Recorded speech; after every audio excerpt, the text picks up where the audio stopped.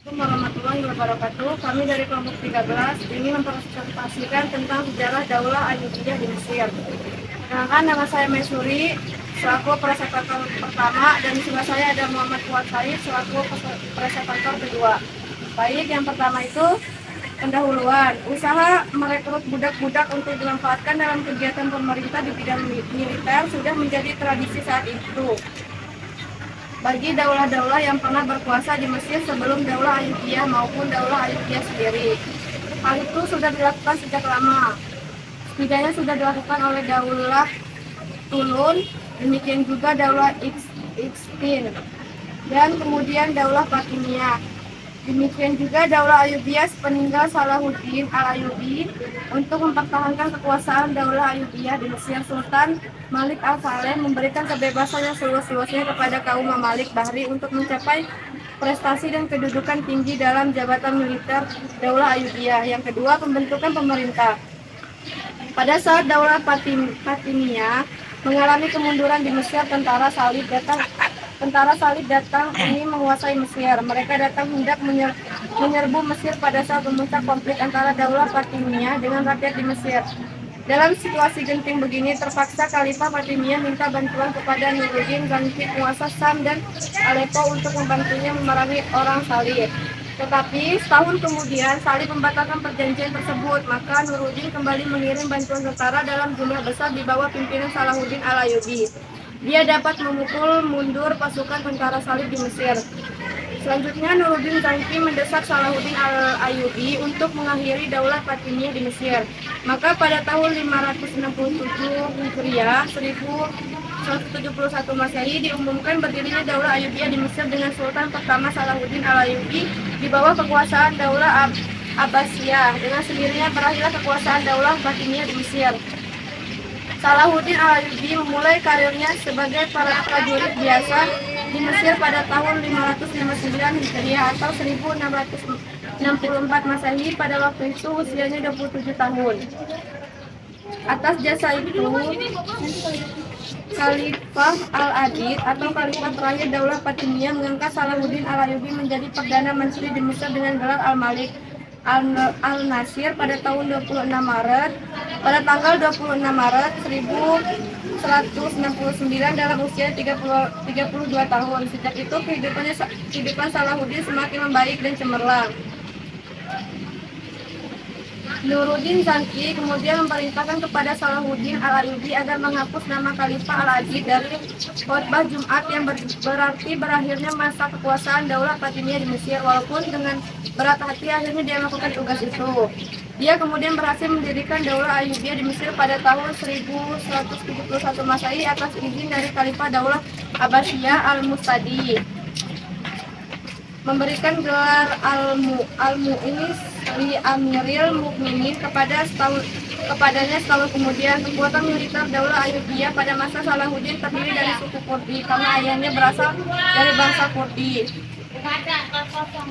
Sewaktu membebaskan Baitul Maqdis pada tanggal 2 Oktober 1187 setelah dikuasai oleh orang Kristen selama 88 tahun, Salahuddin Al-Ayyubi memberikan ampunan kepada orang-orang Kristen yang tinggal di kota itu. Salahuddin Al-Ayyubi yang terkenal sangat toleran memberikan kebebasan kepada orang-orang Kristen pergi beribadah dengan syarat tidak membawa senjata, dan terhadap Raja Ricardo yang terkenal kejam dan telah membunuh 3.000 tawanan muslim diperbolehkan Salahuddin pulang ke negerinya. Kemajuan pemerintahan dan perkembangan ilmu pengetahuan. Pada masa kejayaan Daulah Ayyubiyah ini berada di dua khalifah, yaitu Al-Kamil Muhammad dan Al-Saleh Najmuddin. Untuk mempertahankan kekuasaan Daulah Ayyubiyah, Sultan Al-Kamil membentuk kekuatan militer yang berasal dari suku Kurdi, sebagaimana yang dilakukan Sultan Salahuddin Al-Ayyubi sebelumnya. Sementara itu, Sultan Malik Al-Saleh Najmuddin yang ingin merebut kekuasaan dari tangan Sultan Malik memberikan kebebasan dan kesempatan yang seluas-luasnya kepada kaum Mamalik Bahri untuk mencapai prestasi dan kedudukan yang tinggi dalam jabatan militer Daulah Ayyubiyah.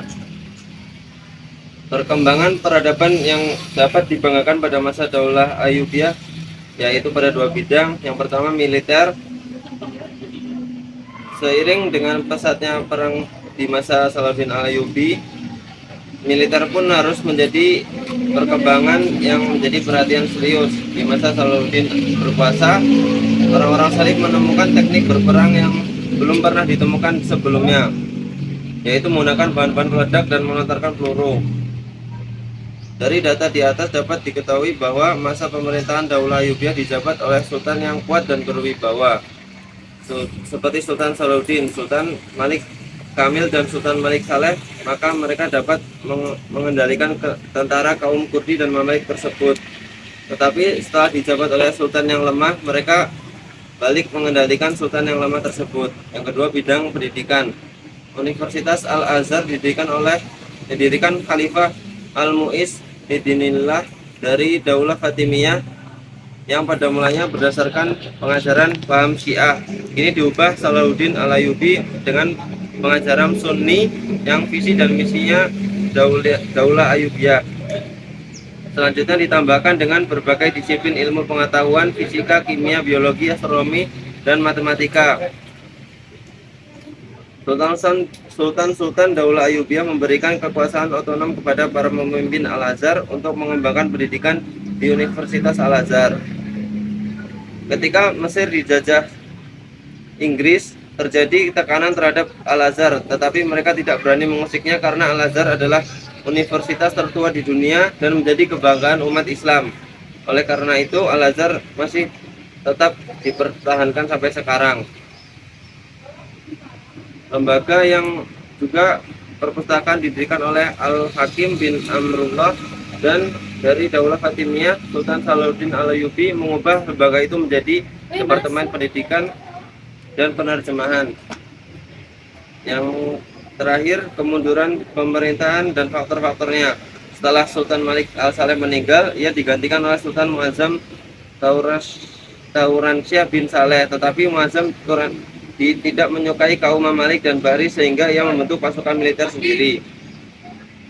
Oleh karena itu, pada tahun 1250 Masehi, Mamalik Bahri di bawah pimpinan Baibar dan Izzuddin melakukan kudeta terhadap Daulah Ayyubiyah sehingga Muazzam terbunuh.